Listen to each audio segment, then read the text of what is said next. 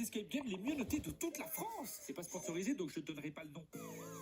Cet individu est dangereux. Si vous le rencontrez, n'hésitez pas à appeler la police. Bon, c'est surtout parce que je veux pouvoir critiquer si j'ai envie de critiquer. À la base, c'était une idée de ma copine, et pour le coup, c'était une super bonne idée parce qu'on a bien fait les cons en fin de compte. Mais d'abord, pour ceux qui savent pas ce que c'est qu'un escape game, un jeu d'évasion. En français, c'est un concept un peu chelou où tu vas volontairement te faire enfermer chez des inconnus juste pour essayer d'en sortir. C'est là que tu vois qu'on n'a pas beaucoup d'instinct de survie en tant qu'humain quand même, hein, parce que imagine, tu tombes sur un psychopathe et toi tu vas tranquillement chez lui pour te faire enfermer. Carrément, même les homards sont pas aussi suicidaires et pourtant j'en ai déjà vu un sauter dans une friteuse.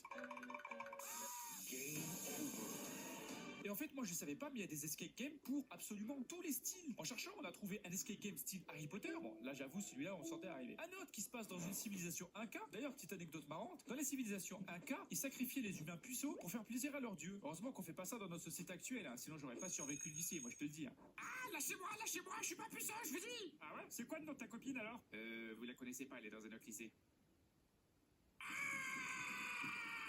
C'est super varié les escape games en fait. Et pour le coup, les gens ils sont vraiment honnêtes. Hein, parce que moi, si je crée un escape game, ça serait pas la même chose, je te dis de suite. Ouh, je suis l'esprit de cet appartement. Pour trouver les indices, il va falloir que vous fassiez la vaisselle, passer l'aspirateur, et il faut aussi laver et étendre mon linge. Le linge. Allez, donnez-moi 30 balles aussi, ça fait partie du jeu. Waouh, c'est tellement immersif. Il est con lui, hein. Et du coup, je me demande si c'est toujours pareil les escape games dans tous les autres pays. Genre, est-ce que les escape games en Italie ça se passe comme ça? Buongiorno, c'est Mario. Si tu veux m'aider à sauver la princesse, tu vas devoir assembler tous les ingrédients pour faire une délicieuse pizza napolitana.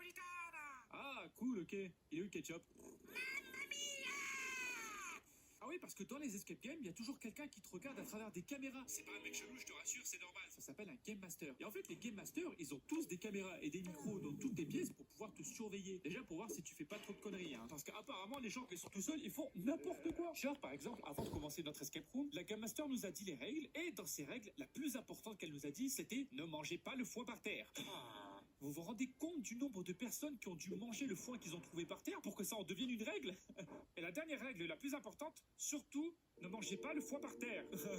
Personne n'allait manger le foin par terre de toute façon.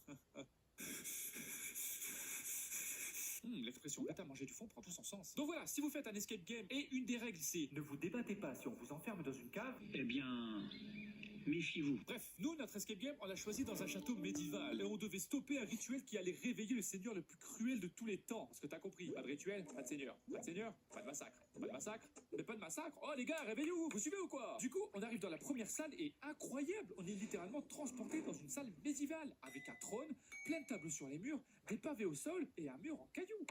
Oh, il a l'air très vrai. Est-ce que vous voulez... Oui, parce que la Game Master peut aussi vous parler à travers un micro. Mais le truc, c'est que tu l'oublies super facilement qu'elle est là. Parce qu'elle parle jamais. Sauf pour donner des indices, des fois, si t'es bloqué trop longtemps, tu vois. À chaque fois qu'elle ouvrait la bouche, j'ai sursauté. Pas ma faute si je suis tout le temps sur mes gardes. Non, parce qu'il faut comprendre quand même qu'on te lâche dans la première pièce et on te dit absolument rien. Faut que tu regardes tout autour de toi pour essayer de trouver les indices ou les énigmes. Par exemple, nous, à la première pièce, il y avait plein de tableaux et en fait, pour résoudre l'énigme, il fallait les remettre dans l'ordre. Mais rien ne nous disait de le faire. Et si la Game Master ne nous avait pas aidé, j'aurais jamais deviné, perso. Pour moi, ça faisait partie de la déco. Du coup, après ça, je commençais à devenir un peu parano sur tous les trucs de la déco. Ça, c'est un indice? Non, Et ça, c'est un indice? non, Et ça, alors, c'est un indice? non, c'est votre copine, ça. Vous êtes sûr? Non, parce que moi, là, je vois deux indices qui m'intriguent énormément, là. Va falloir que je les manipule un peu, juste pour être sûr. Mais des fois, c'est vrai, t'as quand même quelques indices écrits pour t'aider sous forme de dicton. Et voilà que des messages, on comprend encore moins. Alors, Léo, il dit quoi cet indice? Viens chez moi, j'ai mes toilettes, ils sont bouchées. J'arrête pas de chier dehors, j'en ai marre. Viens m'aider, s'il te plaît. Faut chercher autour du trône. Mais attention, les Game Masters, je vous préviens, moi, quand je suis dans vos salles, je suis à fond. Donc faites bien attention à ce que vous mettez dans vos salles. Parce que moi, je suis RP jusqu'au bout, hein. Attendez, monsieur, qu'est-ce que vous êtes en train de faire? J'ai payé pour l'escape game en entier. Je vais utiliser l'escape game en entier. Mais arrêtez, c'est la décoration, ça. En vrai, cet escape game, il était vraiment super bien fait. T'avais des grilles de cachot qui s'ouvraient quand t'activais le bon mécanisme. T'avais des portes qui s'ouvraient quand tu résolvais des énigmes. Honnêtement, on avait vraiment l'impression de faire avancer les choses dans le royaume. C'était impressionnant jusqu'au moment où on a trouvé le trou. C'était un trou où il fallait mettre sa main pour trouver un objet. Mais le truc dans ce genre de moment, tu vois, c'est que tu sais jamais ce qu'il y a dans le trou. Peut-être va y avoir des scorpions, par exemple. Et c'est là que tu te rends compte que c'est pas toi contre le trou à ce moment-là. Mais c'est toi contre ton imagination. Quand t'as la main dans le trou, tu pries pour qu'il n'y ait pas un truc que t'as pas envie de toucher. Pitié, pitié, pas de serpent. Pitié, pitié, pas de pénis. Et en vrai, je suis super fier de nous parce qu'on s'est bien débrouillé à la fin. On a réussi à stopper le rituel, les gars. Eh ouais, alors, si vous êtes encore en vie dans le royaume de la sucre-l'entrée, c'est grâce à moi, hein. Et vraiment, cet escape game, il était super bien. Vraiment, il était génial. Et quand j'y pense, ça aurait pu être vachement pire. Ah, c'est marrant, il y a du gaz qui arrive dans la pièce. Oh mon dieu, c'est un escape game allemand! Rodrigue, et je fais bien fort. Je veux pas faire le mec, mais regarde le score. Ça y est, comme un gros porc. J'appelle ma